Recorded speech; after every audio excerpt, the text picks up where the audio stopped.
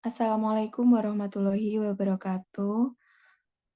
Selamat pagi yang terhormat Ibu Apoteker Faizatul Fitria, Magister Farmasi selaku dosen pengampu mata kuliah Kimia Organik Preparatif.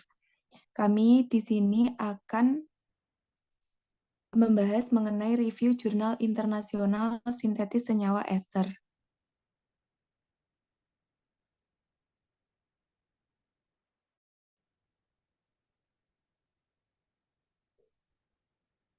Kami dari anggota kelompok 4 yang terdiri dari Vera Putri Nurisa, Joyce Zahra Zabara, Lita Natsua Hermalia Putri, Mahirsa Putri Widiantari, dan Mimroatin Fatimah.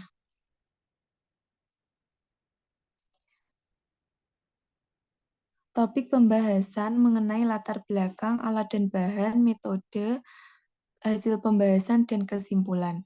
Untuk yang selanjutnya akan dilanjutkan oleh rekan kami. Waktu dan tempat dipersilahkan.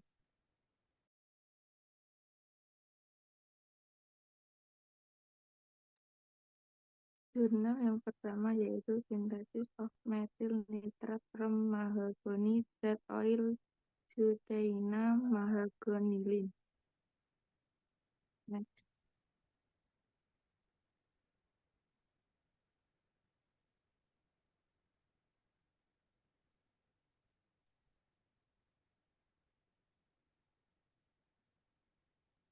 Next.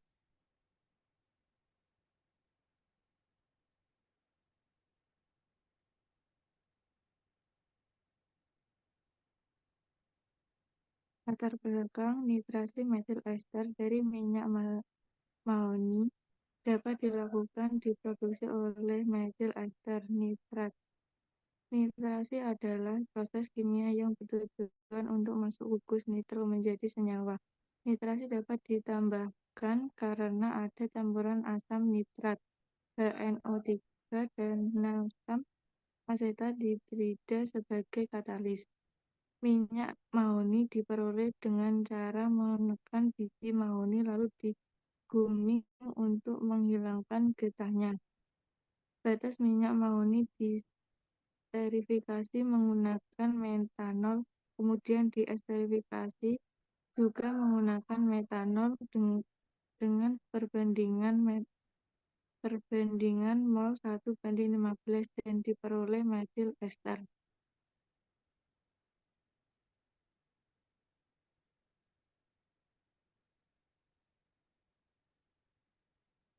Alat Revlux, hot plate gel, gelas kimia, Erlenmeyer, corong pemisah, spatula, pipet, pial, gas botol, batang pengaduk, termometer, oven, statis, penjepit, alat ukur analis, pengaduk magnet, hot plate, press hidrolil. Bahan minyak biji N-heksana 2, asam asetat hidrida PA, dietil ester C2H5, natrium sulfat, kalium klorida.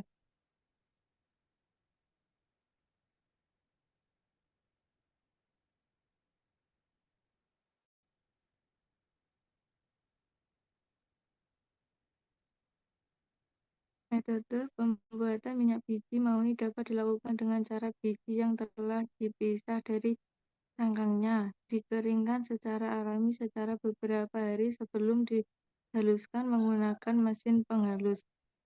Serbuk biji yang dihasilkan kemudian diproses menggunakan alat press hidrolik untuk menghasilkan minyak kasar, yang kemudian disaring untuk menghilangkan pengotor.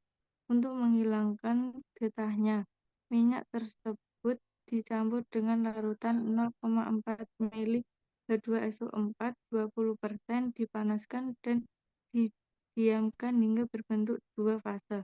Fase atas yang mengandung minyak dipisahkan dan dicuci dengan larutan berkekuatan tinggi pada suhu 60 derajat Celcius untuk mencuci minyak hingga pH netral. Proses pencucian diulangi sampai minyak mencapai pH netral terakhir. Minyak dipanaskan pada suhu tertentu untuk menghilangkan sisa air sebelum digunakan. Next.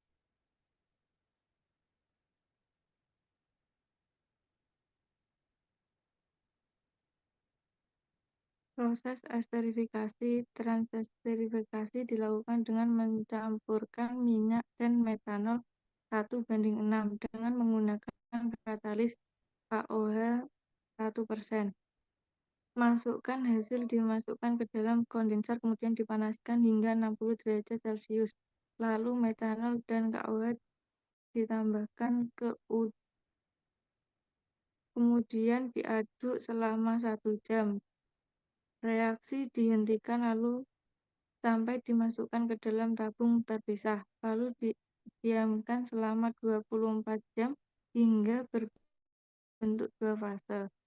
Fase atas diambil dan dicuci, kemudian air sisa pencuci dihilangkan dengan pemanasan dengan suhu 105–110 derajat Celcius.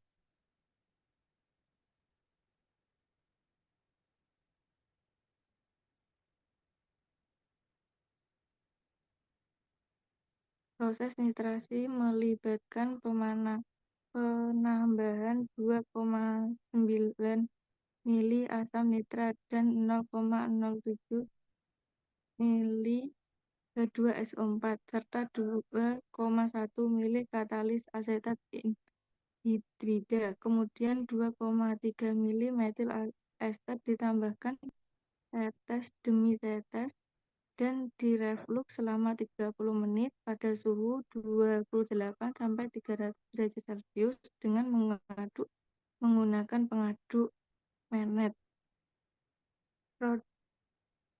Produk yang dihasilkan kemudian dipisahkan menggunakan alat pemisah yang berisi 200 mili air dan 25 mili dietil ether, lalu didiamkan hingga terbentuk 2 fase, di mana fase atas adalah metil ester nitrat dan fase bawahnya berisi air dan sisa asam.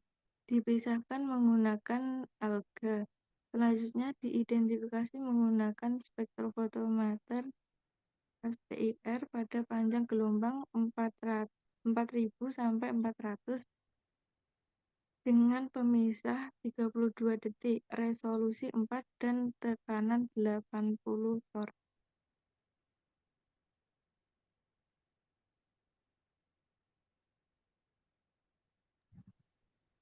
Hasil dan pembahasan.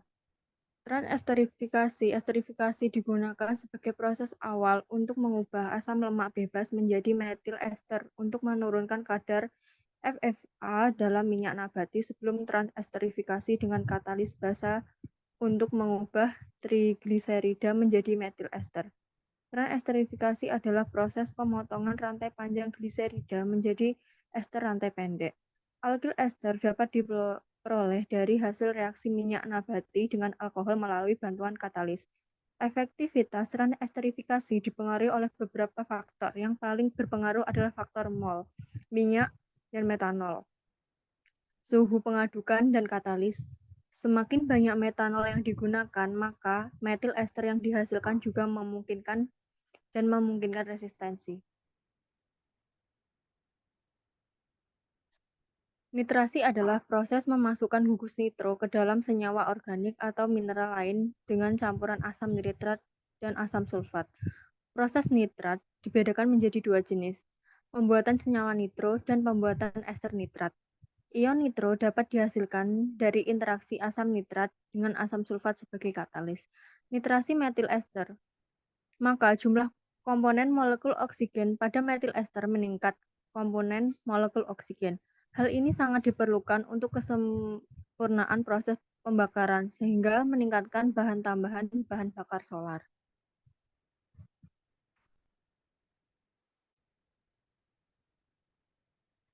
Kesimpulan, nitrasi minyak metil ester menghasilkan produk berwarna kemerahan bening. Karakteristik metil ester nitrat atau MEN dengan cara spektrofotometer FTIR menunjukkan adanya gugus CONO2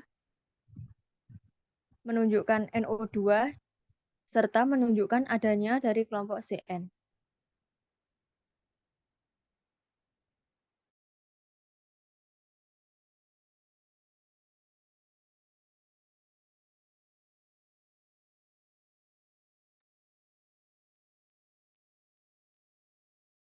Kemudian jurnal berikutnya, esterification reaction of glycerol to the derivative catalyst by Emberilis 36.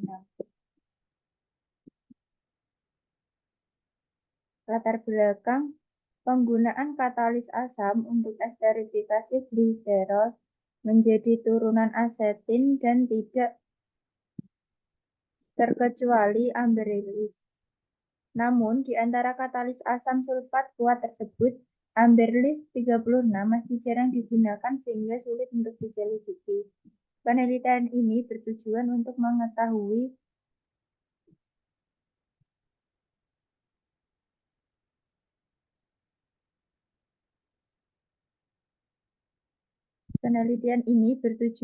mengetahui rendemen dan selektivitas reaksi esterifikasi gliserol menjadi turunan asetin menggunakan katalis padat Amberlis 36 sebanyak 5% pada suhu 90 derajat Celcius dalam sistem reflux. Produksi biodiesel secara global terus meningkat, dengan perkiraan volume produksi mencapai 41,4 miliar liter pada tahun 2025. Proyeksi produksi dalam jumlah besar ini akan menghasilkan produk gliserol yang dapat diubah menjadi produk turunan, misalnya turunan ester yang lebih bernilai ekonomis. Kemudian turunan ester dari gliserol ini banyak digunakan dalam industri farmasi, makanan, dan polimer. Katalisis Amberlis ditemukan berada di bawah kinerja katalis padat lainnya. Namun, katalis ini masih banyak digunakan karena lebih mudah didapat dan ekonomis dibandingkan katalis asam padat lainnya. Alat bahan yang digunakan: alat beker glass, kertas saring, batang mengaduk, dan corong. Kemudian bahan yang digunakan gliserol tak 1%, Amberlis resin, asam asetat, dan bedak dari Mark. Metodenya, yang pertama proses pemurnian gliserol. Gliserol dimurnikan dengan cara mencampurnya dengan tak 1% atau 1 gram. Campuran diaduk selama 30 menit lalu disaring menggunakan kertas saring. Yang kedua, sintesis turunan ester. Gliserol murni selanjutnya direaksikan dengan asam asetat dengan perbandingan 1:7 mol ke dalam labu leher 3. 5% Amberlis 36 dari berat gliserol ditambahkan ke dalam campuran sebagai katalis. Lalu direflux selama 4 jam dengan suhu 90 derajat Celcius. Kemudian setelah reaksi berakhir, campuran produk disaring dengan kertas saring. Air dihilangkan dengan pemanasan hingga 105 derajat Celcius. Nilai konversi gliserol menjadi asetin dihitung dari persentase berat asetin dengan gliserol. Kemudian dilakukan analisa dengan BCMS dan FPIF.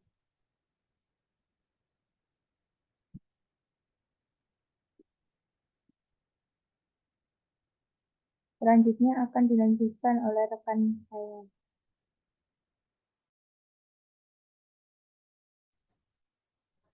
Pembahasan, gliserol merupakan mineral bernilai tinggi yang dapat digunakan untuk meningkatkan kualitas makanan. Ini adalah sumber yang kaya tiamin, asam amino alami, dan digunakan dalam berbagai produk seperti makanan, obat-obatan, dan kosmetik. Konsentrasi tiamin sebelum dan sesudah proses ekstraksi sangat penting untuk efektivitasnya. Proses ekstraksi meliputi ekstraksi tiamin dan asam asetat dengan perbandingan 1:7 pada suhu 90 derajat Celcius dengan konsentrasi Amberlis 36-5%. Rendemennya sekitar 80,74%, lebih dari 2 kali lipat hasil yang diperoleh dengan metode lain seperti sulfat, asam asetat, Amberlis 35 dan 15. Proses ekstraksi juga melibatkan penambahan mono, di, dan triasetin, gliserol, katalis, dan udara. Konsentrasi tiamin dalam proses ekstraksi sangat penting untuk menghasilkan produk berkualitas tinggi. Namun, konsentrasi tiamin pada proses ekstraksi dapat dioptimalkan untuk mencapai rendemen yang tinggi. Reaksi selektif tiamin terhadap triasetin sangat bergantung pada laju reaksi. Penggunaan asam asetat bermanfaat karena lebih fleksibel dibandingkan reaksi lain, namun memerlukan waktu reaksi yang lebih lama. Konsentrasi tiamin dalam proses ekstraksi juga mempengaruhi laju reaksi. Kesimpulannya, penggunaan tiamin dalam produksi pangan dapat meningkatkan kualitas pangan secara signifikan. Next. Kesimpulan, berdasarkan dari nilai konversi sebesar 80,74%, maka bisa kemungkinan dikatakan katalis telah bekerja secara signifikan, yaitu menurunkan energi aktivasi sehingga zat antara yang reaktif dapat bereaksi menghasilkan produk asetin dan dalam waktu 4 jam diperoleh suhu 90 derajat Celcius.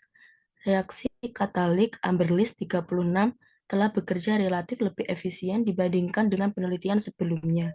Hal ini menunjukkan bahwa selain kondisi reaksi umum seperti suhu, waktu reaksi, rasio katalis dan gliserol, dan lain-lain, rasio katalis dan asam serta ukuran pori katalis juga signifikan memengaruhi nilai konversi dan selektivitas produk triasetin.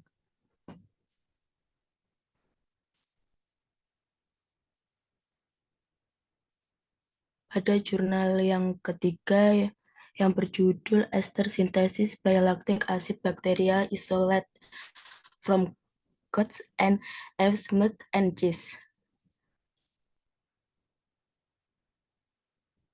Next.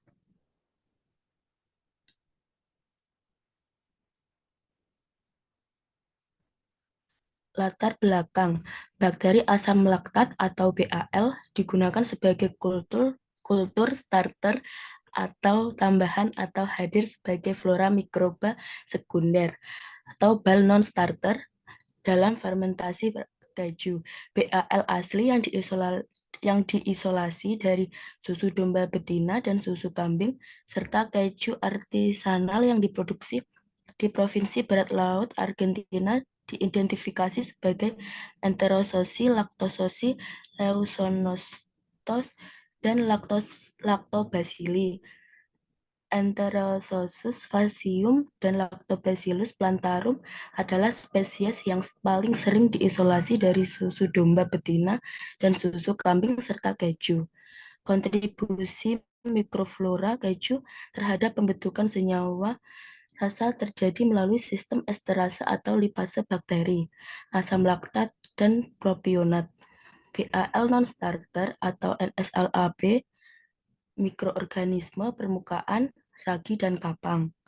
Esterase didefinisikan sebagai enzim yang menghidrolisis ikatan karboksil ester dalam substrat yang larut dalam air, misalnya gliserida rantai pendek dan ester alifatik yang sedikit larut dalam air, dalam larutan air. Enzim ini juga dapat mensintesis ester pada kondisi tertentu.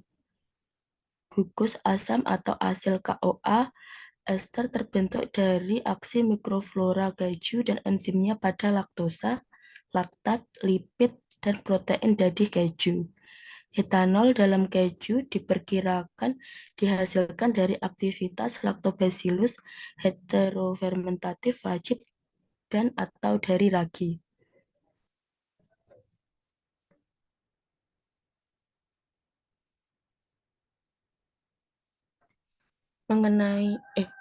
Meskipun ada banyak laporan mengenai pembentukan senyawa volatil pada keju susu, kambing, dan domba betina yang diproduksi dengan starter LAB, hanya sedikit penelitian tentang mekanisme sintesis ester oleh bakteri ini yang telah dilakukan. Beberapa laporan tentang sintesis ester oleh Lactobacillus, Streptococcus, dan Lactococcus telah dibuat, namun informasi tentang Enterococcus belum tersedia. Tujuan dari penelitian ini adalah untuk mengevaluasi kemampuan sintesis ester dari strain Lactobacillus dan Enterococcus asli dari produk susu kambing dan domba, dan untuk mempelajari lebih dalam penjelasan mekanisme umum sintesis ester dalam media air.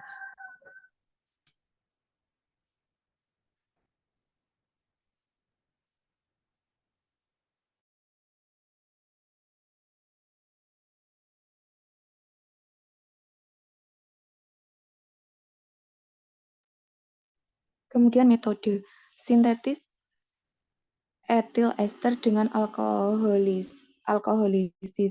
Pengujian ini dilakukan sesuai dengan protokol Liu et al. 2003 dengan beberapa modifikasi. Sintetis ester dengan alkoholis dianalisis dalam campuran pengujian yang mengandung 100 ml buffer natrium fosfat pH 7, 100 ml etanol, 33 ml trigliserida atau tributrin atau trikaptropin, dan CFE sekitar 1-3 mg per mili. Campuran pengujian diinkubasi secara statis pada suhu 37 derajat Celcius selama 24 jam. Sampel sebanyak 1 mili dikeluarkan dan ditambahkan ke dalam 2 mili dietil ether. Ekstraksi dilakukan dengan cara dikocok kuat-kuat selama kurang lebih 2 menit. Dilakukan dengan sentrifugasi 1.300 gram selama 5 menit. Lapisan pelarut atas kemudian dipindahkan ke botol kromatografik gas. Kontrol yang kekurangan substrat dimasukkan untuk memeriksa produksi ester endogen. Kontrol yang kekurangan CFE juga dimasukkan untuk menguji pembentukan ester non-enzimatik. Kedua kontrol diinkubasi dan diproses seperti dijelaskan di atas.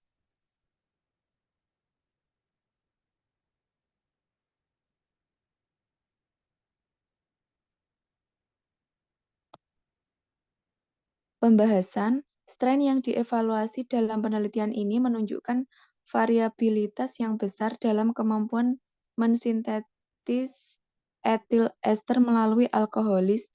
BAL produk susu dapat mensintetis sejumlah besar ETC4 dari tributrin dan etanol dalam sistem berair melalui reaksi transferase atau alkoholis, di mana gugus butiril dan tributirin ditransfer langsung ke etanol.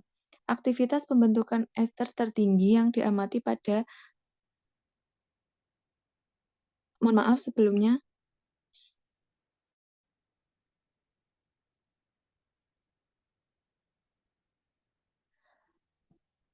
Aktivitas pembentukan ester tertinggi yang diamati pada strain Enterococci menunjukkan bahwa alkoholis akan menjadi mekanisme sintetis ester utama dalam genus ini. Tahun 2007 telah melaporkan bahwa strain Enterococci yang diisolasi dari susu kambing dan keju menunjukkan aktivitas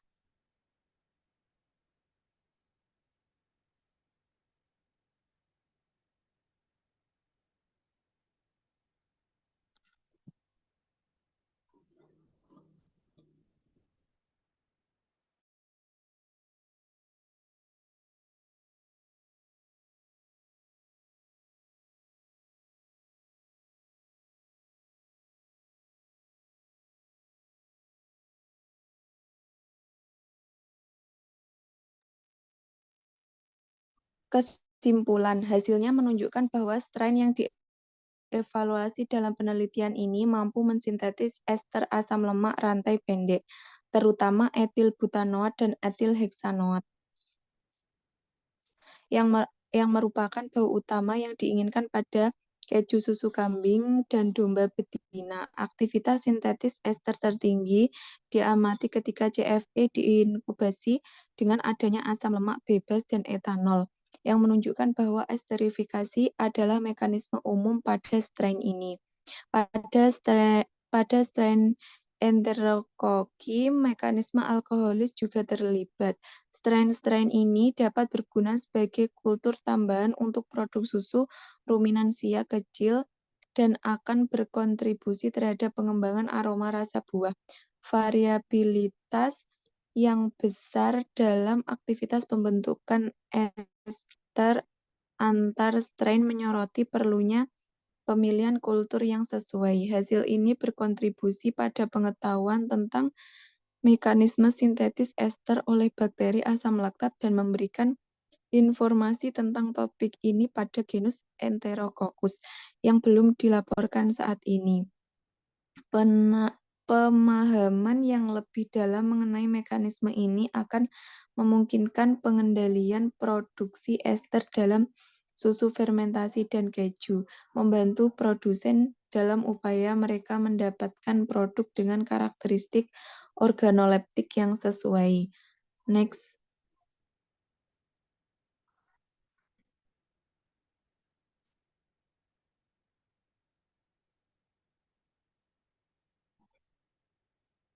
Terima kasih. Sekian dari presentasi kelompok kami. Apabila ada kekurangan maupun kelebihan, kami mohon maaf yang sebesar-besarnya. Wassalamualaikum warahmatullahi wabarakatuh.